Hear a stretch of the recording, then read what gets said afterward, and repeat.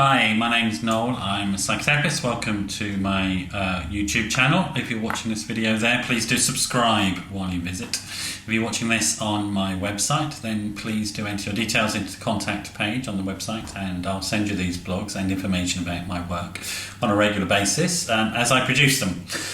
So today's video, short video about the issues around codependency.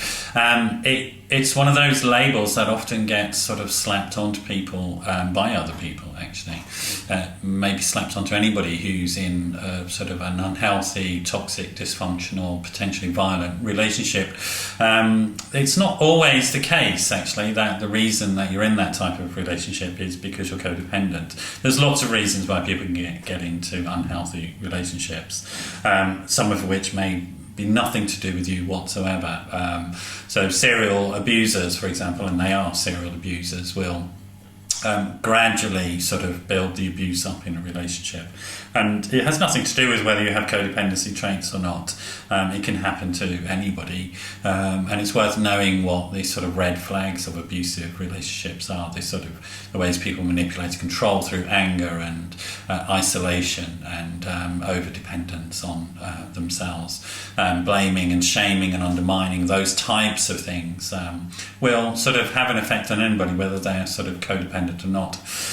So what is codependency? Well, often it does start in childhood, to be honest. So if you're worried about whether you're codependent or not, or even worried about somebody else, maybe have a chat with them.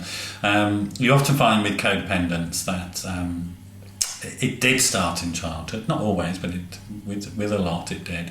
And look for patterns of behaviour in childhood, such as one or both the parents may have been sort of addicts or have other issues that made it difficult for that parent to take a responsible role in the child's life, in your life, if we're talking about you. You may have to become a caretaker or become parentified, as they say, become the parent in that relationship to them. There may well be at the same time a strong person in your life, your mother, your father, or somebody else close to you who took on a codependent role model which you looked up to.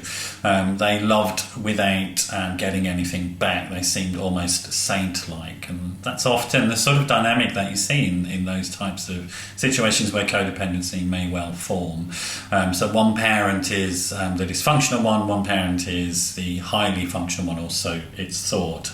The demonization and the sort of looking at the other person as the angel, if you like.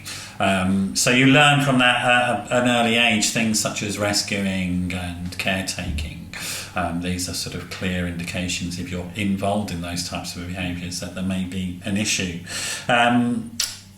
So some of the sort of signs that you might want to look for are things like in your own life, if you think about how you engage with people, not just intimate partners, but people in general. Codependency tends to be a pattern that affects all your relationships, not just an intimate relationship. So if you have a pattern of engaging in sort of well-intentioned but ultimately unhealthy relationships with people, where you use things such as enabling, you sort of help them unconsciously almost in their dysfunctional behaviours, you enable them through such processes as caretaking and rescuing. Caretaking is doing for people what they can otherwise do for themselves. Rescuing is removing from people the natural consequences of their own behaviour.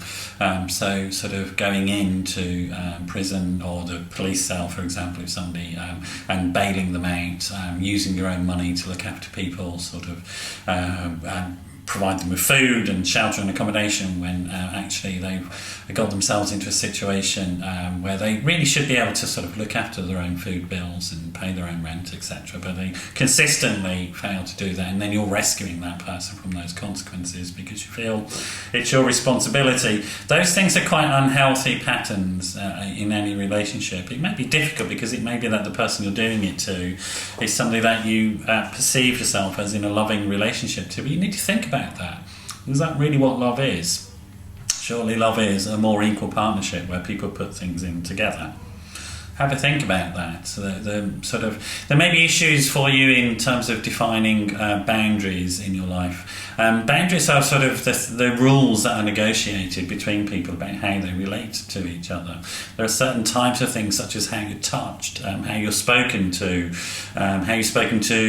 in public, for example, how you're spoken to in private. The way somebody communicates with you is very important in terms of if they use loving communication towards you or undermining communication. Those are what boundaries mean. Whether how you physically are touched by somebody, whether they have permission to touch your body, whether you've given them permission to touch your body, whether there's any violence or force or coercion involved. These are what the sort of basics of boundaries, and if they're not observed, and you consistently find yourself in situations where you find it difficult to say what your boundaries are. A good example might be at work, for example. Your boss calling you out of hours or sending you emails out of hours, and you automatically responding to them rather than saying, well, actually, no, I'll wait till I'm at work to deal with that. Again, that's another classic sign of an inability to sort of hold healthy boundaries in a relationship. So those are some of the signs and symptoms. And again, I want to make this point that not everybody who's in a dysfunctional relationship right now will be codependent. One of the things people think about codependency is it may be somewhere along that addiction sort of continuum. There are 14 known addictions, and often people put codependency into that, the same sort of neurological problems going on for people.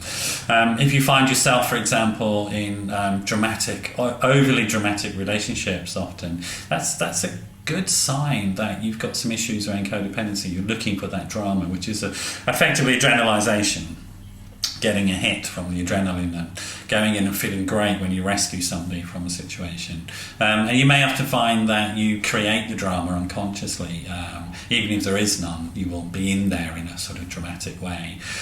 So these are some of the signs and symptoms of issues around codependency, which are not about the particular sort of specific circumstance of an individual relationship, but are more about personality issues that you may carry for yourself.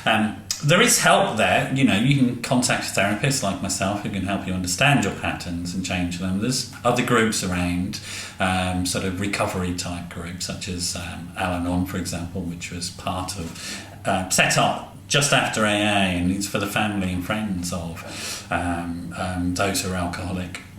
And Family Anonymous as well is also another group. There are groups like that that will help restore a sort of healthy network of people around you and help put some healthier boundaries around you in terms of your behaviour, help to become more self-reflective about what's happening. So there's a lot of hope around getting help and then maintaining a life free from codependency. The thing about codependency is it's very destructive to the codependent, to yourself, if that's where you are. Ultimately, it stops giving you the payback. You stop getting the feeling of reward, and you end up with a life in which, because your focus has been on somebody else all the time, you end up often with nothing yourself. And you go from one dysfunctional relationship to the next, feeling empty and bereft. Your life becomes very poor in a physical, material sense, but also in an emotional sense. You become isolated. Depression may form, anxiety may form. So there's some pretty serious consequences from not getting treatment. So I'd encourage you to reach out and get treatment. Do give me a call if you're worried about whether you have codependency traits and you want some help with that. My number is 07 506 319 745. That's 07 506 319 745. Or you can email me info@noelmcdermott.net. Thanks for dropping by, and I do hope you come again another time. Bye bye.